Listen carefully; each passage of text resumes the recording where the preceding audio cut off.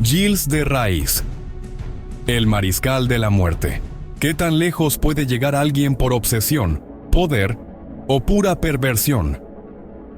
Este es el relato de Gilles de Rais, un héroe que peleó junto a Juana de Arco en la década de 1420, solo para convertirse en uno de los asesinos más escalofriantes de la historia. Pero, ¿fue realmente un monstruo sin alma o una víctima de las intrigas de su tiempo? Prepárate, porque lo que estás a punto de escuchar no es apto para los débiles de corazón. El 26 de octubre de 1440, en un campo fuera de la ciudad de Nantes, el otrora glorioso barón de Rais, Gilles de Laval, se arrodilló frente a una multitud silenciosa. Ante ellos, suplicó misericordia a Dios, sabiendo que la cuerda que colgaba sobre su cabeza sería pronto colocada alrededor de su cuello. Frente a él, un montón de madera esperaba ser encendido, el preludio a un final que marcaría la caída de un hombre que alguna vez fue considerado un héroe. En su apogeo, Gilles de Rais había sido uno de los hombres más ricos y poderosos de Francia, propietario de decenas de castillos en las tierras más prósperas de Bretaña, Maine y Anjou. Fue un mariscal de Francia, un héroe de guerra que luchó junto a Juana de Arco para expulsar a los odiados invasores ingleses y asegurar el trono para Carlos VII. Pero bajo su brillante armadura y su rostro de noble, Gilles de Rais ocultaba una oscuridad que pronto lo consumiría. Durante su escandaloso juicio, confesó crímenes inimaginables: alquimia, invocación de demonios, herejía y el secuestro, abuso y asesinato de innumerables niños. Pero, ¿cómo cayó tan profundamente en el abismo? ¿Cómo fue finalmente capturado y juzgado? ¿Y qué hay de las teorías que sugieren que todo fue una conspiración para despojarlo de sus riquezas?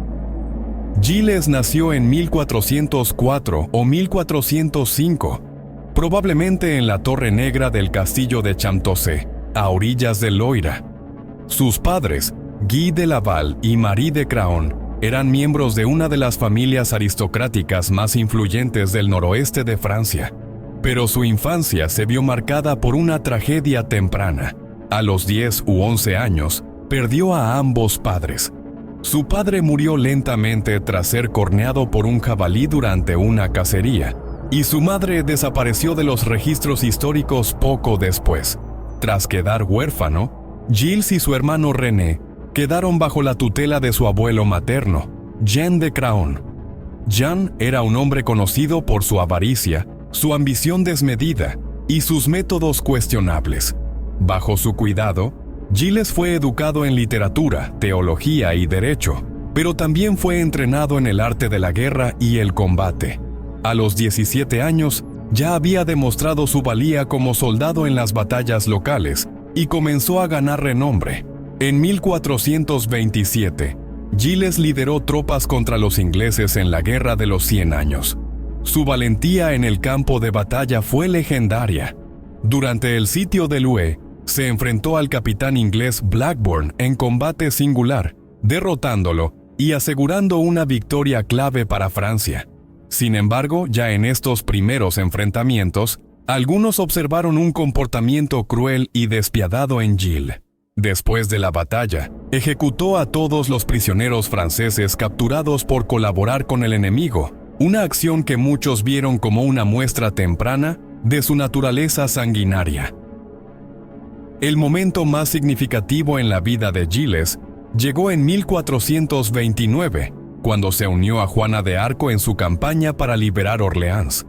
Juana, una joven campesina que decía estar guiada por visiones divinas, inspiró al ejército francés y renovó su esperanza. Gilles se convirtió en uno de sus comandantes más cercanos, acompañándola en varias victorias cruciales. Durante la coronación de Carlos VII en Reims, Gilles fue honrado con el título de Mariscal de Francia, consolidando su lugar en la historia como un héroe nacional. Sin embargo, tras la captura y ejecución de Juana en 1431, algo en Gilles cambió. Abandonó la guerra y se retiró a sus propiedades, donde comenzó a llevar una vida de excesos y decadencia. Sus banquetes eran legendarios, con mesas repletas de manjares exóticos, espectáculos extravagantes y un derroche de riquezas que alarmaba incluso a sus aliados. En poco tiempo, su inmensa fortuna comenzó a evaporarse. En su desesperación, Gilles recurrió a la alquimia y la magia negra, convencido de que podría recuperar su riqueza perdida a través de medios sobrenaturales. Reunió en su castillo a alquimistas, nigromantes y hechiceros que prometían revelarle secretos ocultos. Pasaba noches enteras realizando rituales y recitando oraciones prohibidas, buscando pactos con demonios que le garantizaran poder y riqueza. Los relatos de estos rituales son escalofriantes: velas negras, pentagramas dibujados en el suelo y extraños cánticos que resonaban en las frías paredes de sus castillos. Fue en este periodo cuando comenzaron a reportarse desapariciones de niños en las aldeas cercanas. Las investigaciones posteriores revelaron un patrón aterrador.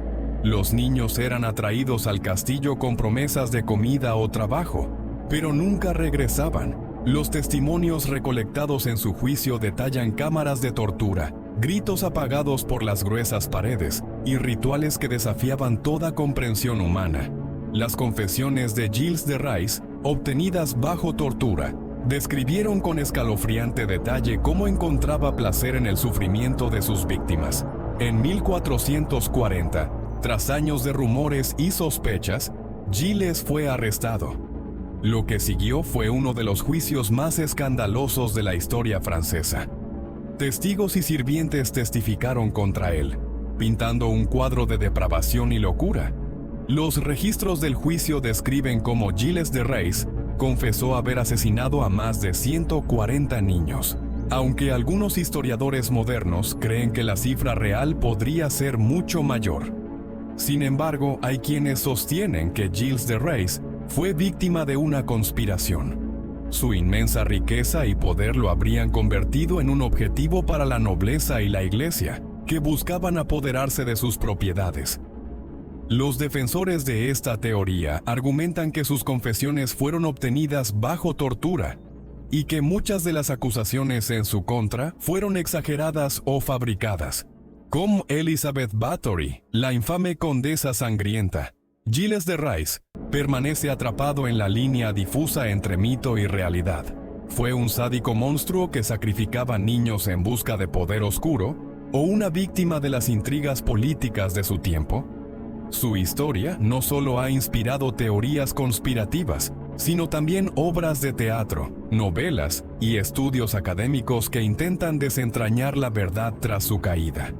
Los defensores de su inocencia señalan que tras su muerte, la iglesia y la nobleza se beneficiaron enormemente al dividir sus vastas propiedades. Documentos de la época muestran cómo las tierras de Gilles fueron repartidas rápidamente entre aquellos que participaron en su juicio y condena.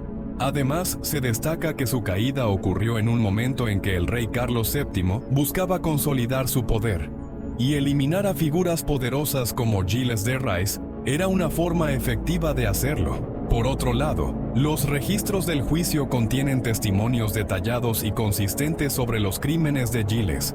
Algunos historiadores argumentan que, aunque las confesiones pudieron haber sido obtenidas bajo tortura, los detalles coinciden demasiado como para ser completamente fabricados. Además, los relatos de las desapariciones de niños coinciden con denuncias presentadas por los aldeanos a lo largo de varios años. La figura de Gilles de Rais sigue siendo un misterio. En 1992, se llevó a cabo un simulacro de juicio en Francia para reexaminar su caso. Aunque el veredicto fue que Gilles de Rais pudo haber sido injustamente condenado, este fallo no tiene peso legal. Lo que sí queda claro es que su legado está marcado por la controversia, y su nombre persiste como uno de los más oscuros en la historia de Francia. Y ahora te pregunto, ¿qué opinas tú? ¿Fue Gilles de Rais un monstruo sin alma o una víctima de las intrigas de su tiempo? Deja tus pensamientos en los comentarios. Si estas historias de los lados más oscuros de la historia te fascinan, suscríbete a Obscure Mindscapes. Aquí, nada es lo que parece.